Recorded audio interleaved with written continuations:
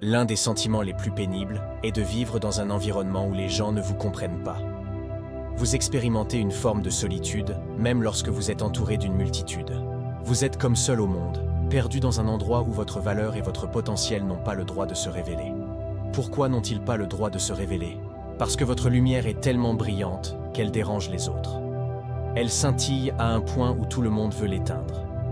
Vous ressentez comme si le monde veut vous entraîner dans une voie qui n'est pas la vôtre, dans une destinée autre que celle que Dieu a prévue pour vous.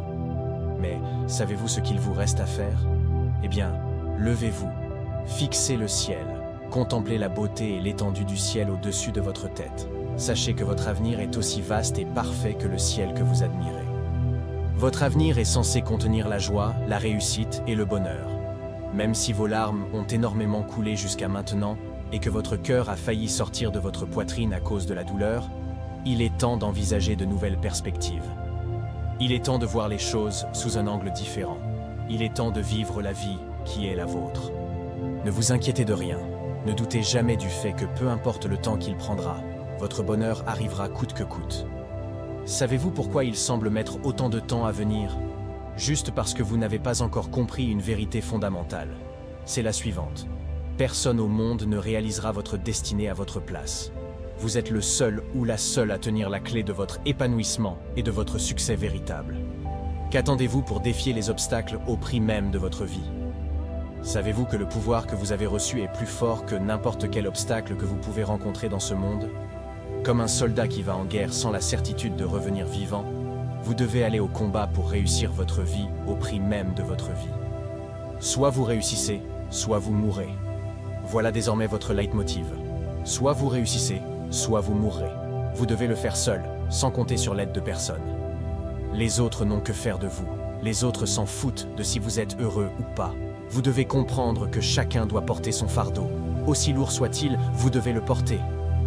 Et avec de la détermination et du travail, vous y arriverez. La course est longue, le chemin est épineux, mais lorsque vous aurez franchi la ligne d'arrivée, vous serez fier de qui vous êtes. Car, vous ne le savez peut-être pas encore, mais vous êtes un dépôt de potentiel et d'intelligence. En fait, tout ce dont vous avez besoin est à l'intérieur de vous. Vous n'avez qu'à puiser les ressources à l'intérieur de vous-même pour vaincre les obstacles. Un mot d'ordre, ne pleurez plus, ne vous lamentez plus. Vous êtes plus fort que tout ce que vous traversez comme difficulté. Ne pleurez plus, ne vous lamentez plus. Osez briller et n'oubliez jamais cette citation de Marianne Williamson. Notre peur la plus profonde n'est pas que nous ne soyons pas à la hauteur. Notre peur la plus profonde est que nous sommes puissants au-delà de toute limite. C'est notre propre lumière et non notre obscurité qui nous effraie le plus. Nous nous posons la question: qui suis-je, moi, pour être brillant, radieux, talentueux et merveilleux? En fait, qui êtes-vous pour ne pas l'être? Vous êtes un enfant de Dieu. Vous restreindre, vivre petit, ne rend pas service au monde. L'illumination n'est pas de vous rétrécir pour éviter d'insécuriser les autres. Nous sommes tous appelés à briller, comme les enfants le font. Nous sommes nés pour rendre manifeste la gloire de Dieu qui est en nous. Elle ne se trouve pas seulement chez quelques élus, elle est en chacun de nous.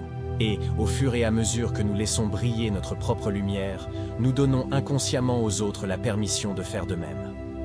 En nous libérant de notre propre peur, notre puissance libère automatiquement les autres.